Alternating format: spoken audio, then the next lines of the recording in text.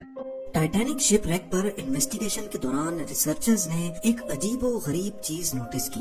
समंदर के बॉटम पर शिप का अगला हिस्सा काफी अच्छी कंडीशन में, जबकि पिछला हिस्सा इंतहाई बुरी कंडीशन में, और वो भी 2000 फीट दूर पड़ा था। बेशक 100 सालों तक समंदर के बॉटम में पड़े रहने पर लोहा और स्टील गल सड़ जाता है, लेकिन अगर ये दोनों एक ही शिप का हिस्सा थे और एक ही वक्त में डूबे थे तो फिर अगले और पिछले हिस्से में इतना ज्यादा फर्क क्यों? रिसर्चर्स का मानना है कि एक्सीडेंट वाली रात आइसबर्ग से टकराने के अलावा भी टाइटैनिक के साथ कुछ हुआ था जिसने उसके पिछले हिस्से को ज्यादा नुकसान पहुंचाया। पर सवाल है कि आखिर क्या? 1912 में जिस रात टाइटैनिक के साथ हादसा पेश आया था, उस वक्त वो कनाडा के न्यू फाउंडलैंड से 700 किलोमीटर दूर अंधेरे समंदर के बीचों बीच अकेली मौजूद थी। हादसे के वक्त इसमें टोटल 2240 लोग सवार थे, जिसमें से 1500 लोग अपनी जान गंवा बैठे। वो जिसको अनसिंकेबल कहा जाता था, वो कुदरत की ताकत के सामने देखते ही देखते काले समंदर की नजर हो गई। इस हादसे के चश्मदीद गवाह आई विटनेस सिर्फ वो लोग थे जो किसी तरह शिप से निकलकर अटलांटिक ओशन के ठंडे पानी में कूद गए थे। आइसबर्ग टकराने से लेकर शिप के डूबने तक जो कुछ भी हुआ, उसका रिकॉर्ड उन आई विटनेस के सिवा और किसी के पास नहीं था, जो कि खुद ठंडे पानी से लड़ने में मसरूफ थे। पहली रेस्क्यू शिप RMS कारपैथिया भी टाइटैनिक डूबने के 1.5 घंटे के बाद वहां पहुंची थी। वो भी खुशकिस्मती थी कि उनको टाइटैनिक का इमरजेंसी मैसेज मिल गया, वरना जो लोग ठंडे पानी में जिंदगी और मौत की जंग लड़ रहे थे, उनकी जान भी नहीं बचती। और टाइटैनिक के हादसे के बारे में आज तक किसी को भी मालूम ना पड़ता।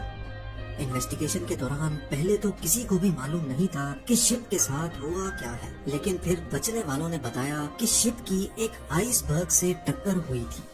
इन बयानात को मौके पर मौजूद आइसबर्ग को देखकर कंफर्म भी किया गया, जिस पर टाइटैनिक का रेड पेंट अभी तक लगा हुआ था। हादसे के बाद आई विटनेस और एविडेंस को देखते हुए इन्वेस्टिगेशन रिपोर्ट में बताया गया कि टाइटैनिक के राइट साइड पे आइसबर्ग ने 300 फुट बड़ा सुराख छोड़ दिया था, यानी टाइटैनिक की पूरी साइड का 1/3 हिस्सा फट गया। पर दूसरी तरफ आई विटनेस का कहना था कि शिप को डूबने में करीब 2.5 घंटे लगे थे। इन्वेस्टिगेटर्स का मानना है कि अगर आइसबर्ग ने वाकई टाइटैनिक पर 300 फुट बड़ा सुराख छोड़ा था, तो इसको 2.5 घंटे में नहीं बल्कि चंद मिनटों में ही डूब जाना था। पर सच्चाई क्या थी, ये उस वक्त किसी को भी मालूम ना पड़ सका। सच्चाई जानने के लिए जरूरी था कि टाइटैनिक शिप को ढूंढा जाए।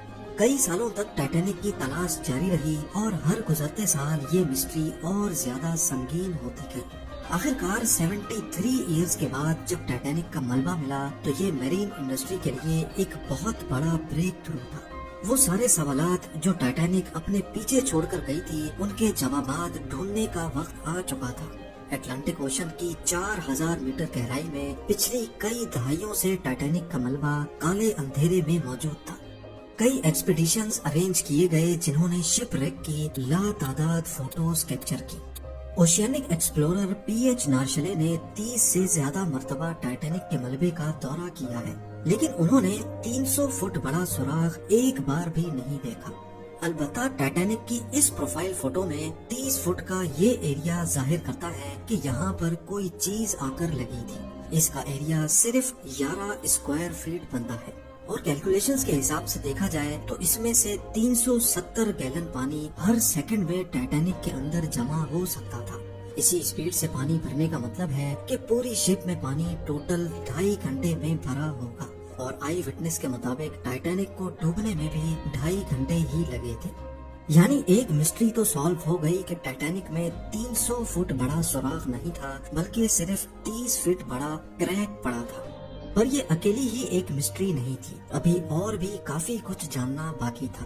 टाइटैनिक शिप रैक पर इन्वेस्टिगेशन के दौरान रिसर्चर्स को ये समझ नहीं आ रहा था कि शिप का अगला हिस्सा, जिसे बाव कहते हैं, वो इसके पिछले हिस्से यानी स्टर्न से ज्यादा अच्छी हालत में कैसे पड़ा है, और इन दोनों के दरमियान इतना ज्यादा फासला क्यों है। इस मिस्ट्री को सुलझाने के लिए हाईटेक सोनार स्कैनिंग टेक्नोलॉजी का सहारा लिया गया। ROVs ने टाइटैनिक शिप रैक साइट की लाखों फोटोज कैप्चर की और फिर उनको कंप्यूटर ग्राफिक्स की मदद से एक 3D मॉडल में कन्वर्ट किया। اس ماڈل میں وہ تمام ڈیٹیلز بھی تھی جن کو نارملی اس گہرائی میں کوئی عام کیمرہ یا انسانی آنکھ نہیں دیکھ سکتی۔ ماڈل میں دیکھا جا سکتا ہے کہ 392 فیٹ لمبے اسٹرن کے تمام ڈیکس ایک دوسرے کے اندر ایسے گھسے ہوئے ہیں جیسے یہ اسٹیل کی نہیں بلکہ کاغذ کی شپ ہو۔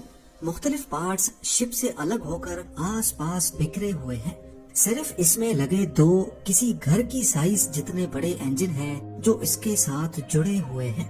اسی ماڈل میں ایک اور اہم اشارہ بھی چھپا ہے، وہ اشارہ جو اسٹرن کی اس حالت کے بارے میں بتا رہا ہے۔ 110 سال پہلے اسٹرن جب اوشن فلور سے آ کر ٹکرایا تو اس کے نشانات آج تک یہاں چھپے ہوئے ہیں، جن کو صرف 3D ماڈل کے ذریعے ہی دیکھا جا سکتا ہے۔ ان نشانات سے ظاہر ہوتا ہے کہ اسٹرن جس وقت اوشن فلور سے ٹکرایا تو وہ اینٹی کلاک وائز گھوم رہا تھا۔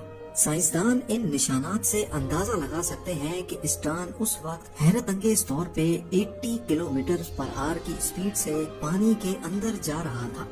شپ کا پچھلا حصہ جب اتنی اسپیڈ سے پانی کی گہرائی میں جا رہا تھا تو پانی سے پیدا ہونے والی فورسز نے شپ کے لوز پارٹس کو اکھاڑ دیا، اور جب وہ 4 کلومیٹر نیچے اوشن فلور سے ٹکرایا تو اس کے سارے ڈیکس ایک دوسرے کے اندر دھس گئے۔ دوسری طرف جیسا کہ آپ دیکھ سکتے ہیں کہ باؤ سیکشن فرنٹ سیکشن کا ڈیزائن ہائیڈرو ڈائنامک ہے، یعنی یہ پانی کو آسانی سے کاٹ سکتا ہے، ٹھیک اسی طرح جیسے شپ پانی پہ فلوٹ کرتے وقت پانی کو کاٹ کر اپنا راستہ بناتی ہے۔ یہی وجہ ہے کہ باؤ سیکشن اسٹرن کے مقابلے میں نہ ہی روٹیٹ کر رہا تھا اور نہ ہی پانی کی فورسز اس پر ڈائریکٹلی اٹیک کر رہی تھی۔ آخر کار 110 سال پہلے ہونے والے حادثے کی ایک اور مسٹری کو بھی سلجھا لیا گیا، لیکن ایک اور سوال بھی ہے جس کا جواب ڈھونڈنا بہت ضروری ہے، وہ یہ کہ ٹائٹینک شپ 2 حصوں میں کس وقت الگ ہوئی۔ جیسا کہ آپ نے جانا کہ شپ کے 2 حصوں میں ٹوٹنے کی خبر آئی وٹنس نے دی تھی۔ سالوں سے یہ مانا جا رہا ہے کہ ٹائٹینک ڈوبنے سے پہلے ہی 2 حصوں میں ڈیوائیڈ ہو گئی تھی۔ یہ خبر کافی حد تک سچ بھی ہے، لیکن یہ پورا سچ نہیں۔ جب باؤ سیکشن میں پانی بھر گیا تو وہ پانی کے اندر چلا گیا، جس کی وجہ سے اسٹرن سیکشن کا پورا ویٹ پیوٹ پوائنٹ یعنی سینٹر پر پڑ رہا تھا۔ یہ سینٹر پوائنٹ اتنا زیادہ وزن برداشت نہ کر سکا اور ٹوٹ کر 2 حصوں میں ڈیوائیڈ ہو گیا۔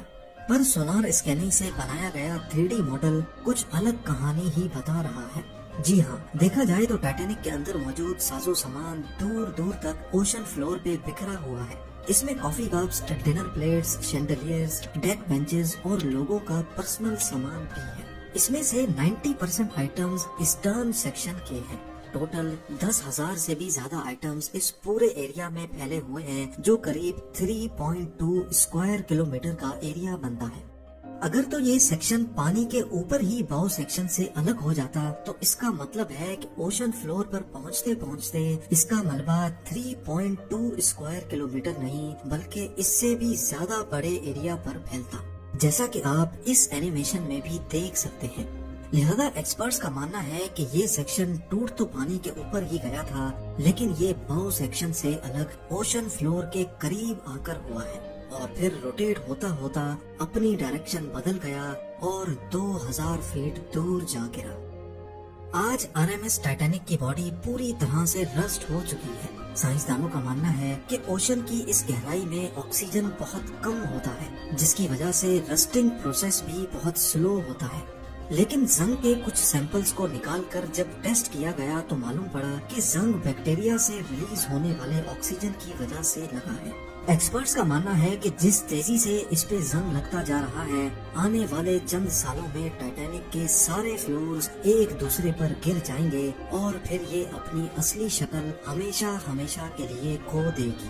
امید ہے زیم ٹی وی کی یہ ویڈیو بھی آپ لوگ بھرپور لائک اور شیئر کریں گے۔ آپ لوگوں کے پیار بھرے کامنٹس کا بے حد شکریہ۔ ملتے ہیں اگلی شاندار ویڈیو میں۔